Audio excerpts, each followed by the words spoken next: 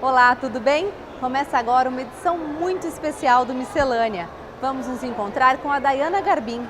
Jornalista, deixou a Rede Globo para se dedicar ao canal Eu Vejo no YouTube. No canal ela aborda questões referentes aos transtornos alimentares, autoimagem e saúde mental. Ela é autora do livro Fazendo as Pazes com o Corpo e tem transformado a vida de muitas pessoas por meio de uma ferramenta valiosa, a informação. O Miscelânea está no ar.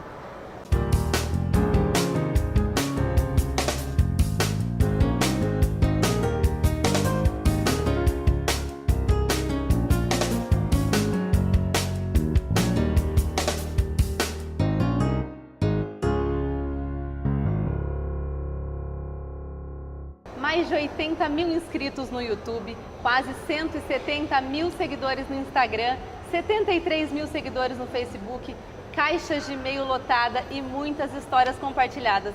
Dayana, é uma satisfação enorme estar aqui e fazer esse programa com você. Obrigada, é uma alegria, a alegria é toda minha. Muito obrigada pelo convite. Legal. Bom, quando a gente fala sobre transtorno alimentar, autoimagem, parece que a gente está se referindo a um número muito pequeno de pessoas. E por todos esses números que eu te falei, de pessoas que te seguem, definitivamente não é, né?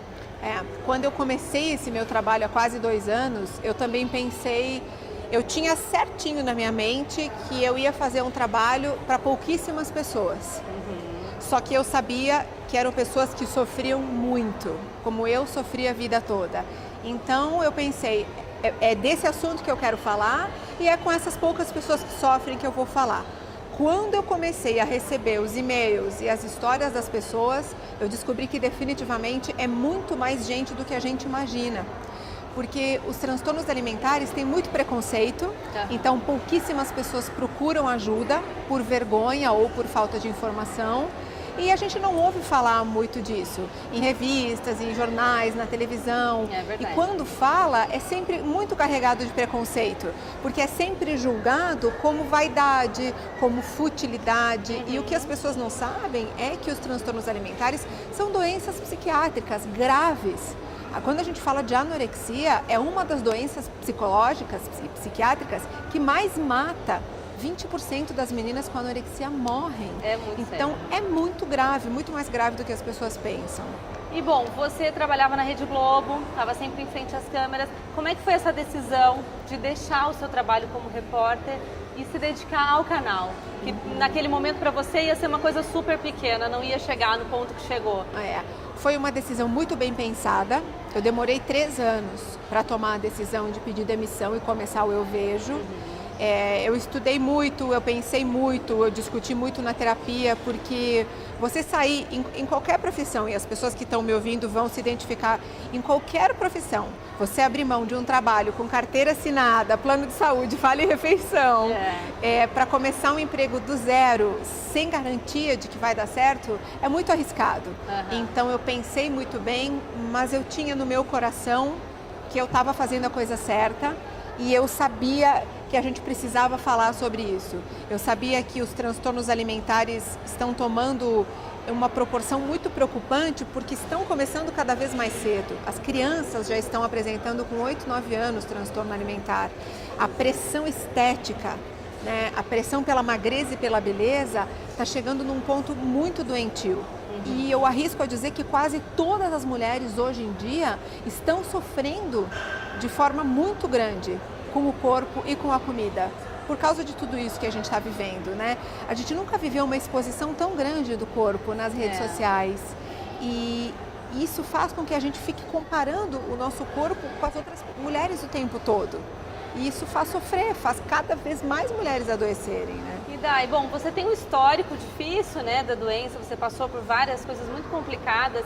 E como que é para você estar, você o tempo inteiro falar sobre esse assunto, receber os profissionais e dar palestras, isso virou seu dia a dia, sua rotina. Isso te ajudou? Você teve medo de que isso pudesse te prejudicar? No começo do canal prejudicou.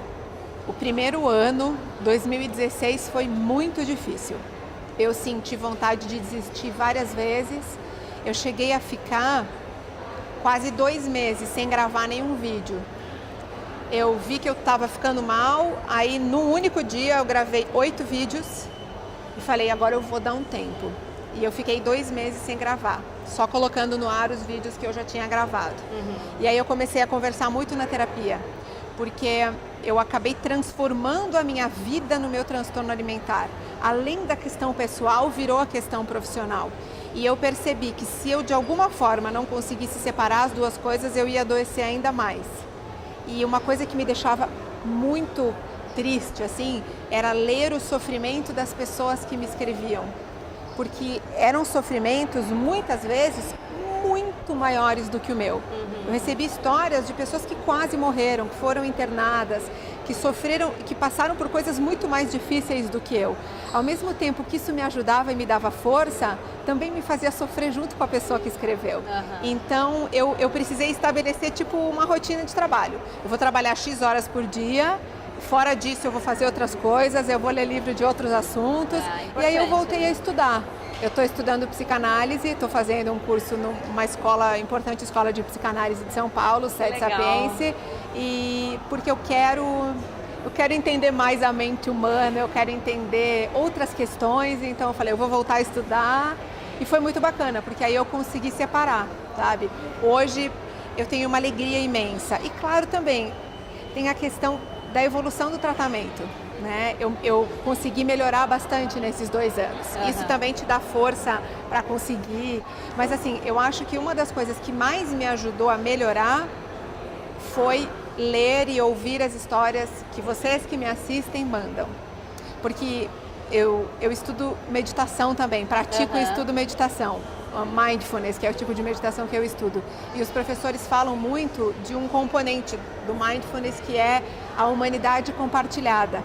Quando a gente percebe que a gente faz parte de um todo e que muitas pessoas passam pelo mesmo sofrimento que a gente, porque se é ser humano, sofre. Ser humano é sofrer.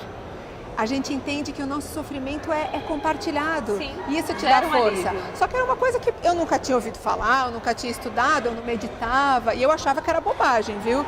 Falava assim, ai, aprende a meditar. Eu falava, imagina, acha que eu sou muito ansiosa, eu nunca vou conseguir meditar.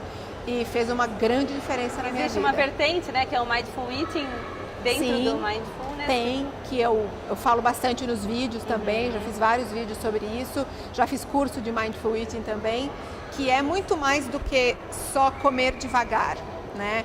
É você comer prestando atenção, porque na verdade existem muitas fomes, né?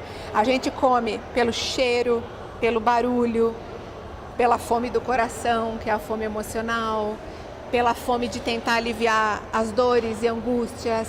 Então, assim, a fome não é só uma coisa física, a fome envolve vários aspectos, né, da nossa relação com o mundo. E quando a gente começa a estudar o Mindful Eating e perceber como a gente come por impulso, como na verdade às vezes a gente queria chorar e não comer, mas você não chora porque você acha que você não pode ser frágil e aí você se entope de comida. E eu comecei a descobrir que eu fazia isso na minha vida. Então, quando você começa a descobrir que você tem o direito de ser frágil, que você é vulnerável, que não há vergonha em precisar procurar ajuda, você entende que não é a comida que vai tapar esses buracos. E aí você começa a ter uma relação mais tranquila com a comida. Eu até anotei aqui, um dos seus vídeos mais acessados foi com o tema As mídias sociais podem te deixar doente. Verdade. Queria que você falasse um pouco sobre isso. Eu tenho estudado bastante sobre isso e vários profissionais já trazem que, principalmente o Instagram, é uma mídia social muito perigosa, não só para quem tem transtorno alimentar, mas para todas as pessoas, porque a gente compara a nossa vida com a vida dos outros o tempo todo. Então vamos lá, a gente pega as 24 horas do nosso dia, que tem problema com a família, problema com o cachorro, problema em casa, problema no trabalho, o carro quebrou, tudo que acontece na minha vida, na sua vida, na vida de todo mundo, por mais famosa que seja a pessoa, acontecem essas coisas.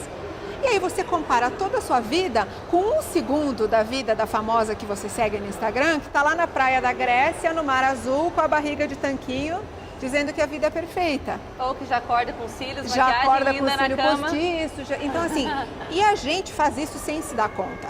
A gente compara a nossa realidade de todos os dias com um frame. Não é que a vida daquela pessoa é perfeita, é que a gente acha que é, porque a gente só compara com aquelas fotos de um momento. Ninguém compartilha tudo, dores e sofrimentos na rede social. Então, essa comparação é muito perigosa, porque a gente não sabe da vida do outro. Você não sabe quanto aquela pessoa sofreu, quanto ela lutou, quanto ela batalhou, que desgraças ela já passou na vida dela, porque todo mundo tem tragédias, desgraças, coisas que fazem sofrer. Então, assim, a primeira coisa que a gente precisa é... Primeiro, eu penso isso, eu falo isso para todas as pessoas, parar de seguir um monte de gente que a gente não conhece nas redes sociais. Para que você segue um monte de famosos modelos, blogueiras fitness, um monte de gente que não faz parte da sua vida, né? Eu comecei a falar, não, eu quero ter na minha rede social pessoas que eu conheço, pessoas que fazem parte da minha vida. E isso é libertador, porque você precisa parar de se comparar com... Senão, assim, é uma coisa muito que eu sempre falo, os jovens hoje em dia estão se comparando com o Mark Zuckerberg, o fundador do Facebook, que com 20 e poucos anos era um dos caras mais ricos do mundo. Quantas pessoas no mundo vão conseguir ser um Mark Zuckerberg? Pouquíssimas. Só que a nossa sociedade coloca a única possibilidade de felicidade quando você tiver muito dinheiro, muito sucesso, ser muito bonita, muito sucesso em todos os aspectos da vida. E a vida não é assim. Poucas pessoas têm esse tipo de sucesso. E também eu sempre falo, Fabi, que a gente precisa rever o que é sucesso e o que é fracasso. Porque quem disse que uma dona de casa, que é esposa e cuida dos filhos, e cuida da casa e lava a louça e faz comida todos os dias, não é uma mulher de muito sucesso e muito feliz? Onde é que está escrito que o sucesso é você ser uma pessoa da mídia e ter muito dinheiro? Então a gente precisa ressignificar sucesso e fracasso na vida. O sucesso às vezes está em coisas tão simples, né? O sucesso, a alegria. E nem todo mundo que tem sucesso é feliz. Esse rótulo, né, que você está falando, isso é muito complicado. Você deve ter ouvido muito. Você é linda, você é loira, você tem olhos azuis, você é jornalista. Você deve ter escutado muito isso. Isso não quer dizer nada com a sua alegria, com como você está se sentindo, né? Então eu também queria que você falasse um pouco sobre isso, sobre como quebrar esse preconceito, né? Fazer com que as pessoas deixem de achar que porque você é linda, você não pode estar sofrendo. Né? Às vezes rotulam como fresca, muito, né? Sim. Muito. Como as pessoas rotulam como frescura todas as doenças mentais. Todo mundo rotula como frescura depressão, ansiedade, síndrome do pânico, né? Até mesmo o problema com drogas e com álcool, as pessoas julgam a pessoa que está doente como fracassada, como falta de vontade. E o que a gente precisa entender é que são doenças psiquiátricas. São pessoas que precisam de tratamento, precisam de medicamentos muitas vezes, precisam de terapia por muitos anos, de acompanhamento médico, às vezes para o resto da vida, como nas adições, como em outros transtornos mentais.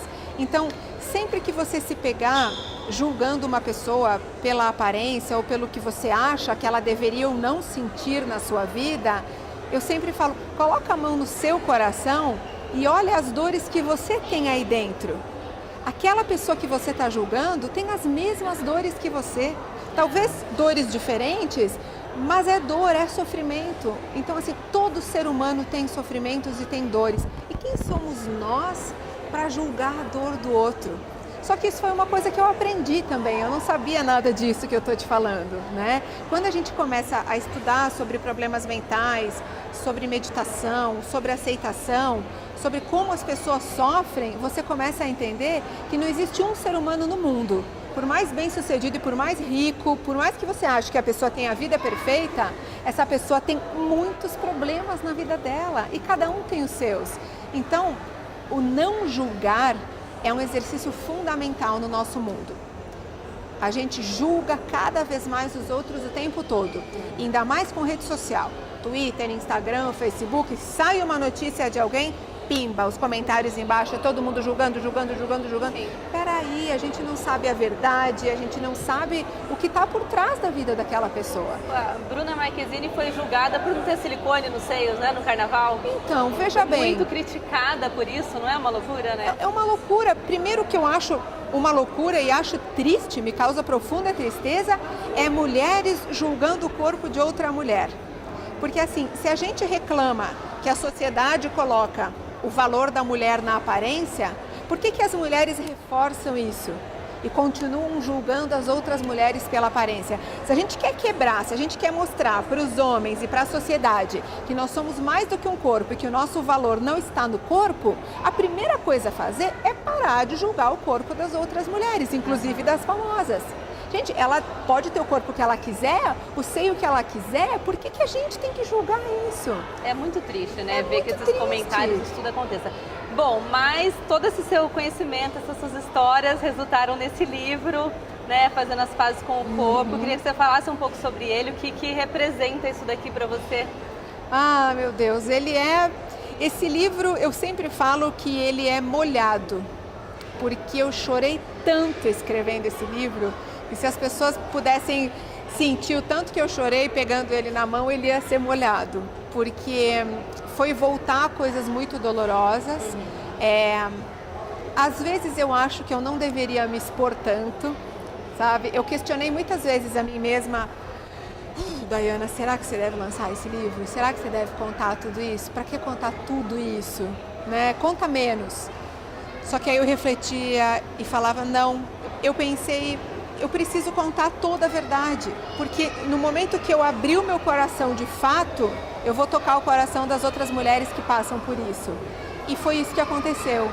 Eu recebo e-mails diariamente de pessoas que me dizem que choram lendo o livro do começo ao fim. E eu sempre respondo, eu também chorei escrevendo, então a gente está juntas. Dai, você sempre teve muito apoio do seu marido, né, o Thiago Leifert, jornalista da Globo, e queria que você também, para a gente encerrar, falasse sobre o papel da família, dos maridos, né, as dicas aí para identificar que o seu companheiro pode estar tendo um problema, porque a gente sabe aqui pelo livro que o Thiago teve um papel muito importante na sua vida, né? Teve e é muito importante. Eu falo que a família tem um papel fundamental no tratamento, porque se a família não compreende e não acolhe um transtorno alimentar, e isso serve para todos os transtornos mentais, vai ser muito difícil a pessoa melhorar sozinha.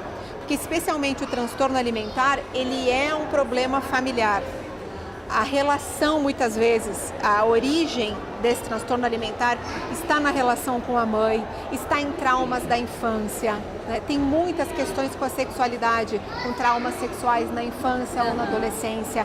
Então a gente precisa olhar para esse ser humano como um todo, e a família é muito importante quando a gente fala de ser humano. Então a família precisa sim acolher essa dor, às vezes ir na terapia junto. Tem casos que precisa a terapia familiar, para entender onde é que está o problema dessa alimentação, né? Então, assim, procure ajuda, e se você tem alguém na família que está excessivamente preocupada com a alimentação e com o corpo, a menina adolescente deixa de sair de casa, está sempre de regime, nunca come na frente dos outros, diz sempre que comeu na casa da amiga, comeu na escola, comeu na rua e nunca come, começa a ter uma perda de peso muito acentuada, ou começa a engordar muito rapidamente e come escondido, que aí pode ser a compulsão alimentar, que é um transtorno alimentar gravíssimo, que muitas vezes leva à obesidade.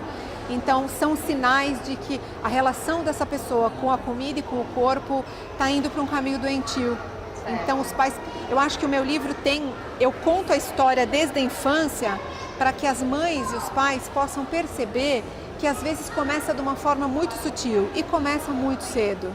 Então eu acho que é uma coisa importante a gente olhar o comportamento alimentar da criança e do adolescente o quanto antes, para perceber, será que não está acontecendo algum problema aí? Porque depois são doenças que realmente podem ser muito graves. Tá bom, olha, foi um prazer enorme estar aqui com você. Ai, obrigada. Admiro muito o seu trabalho, eu acho que você iniciou um movimento de mudança, de quebrar tudo isso, né?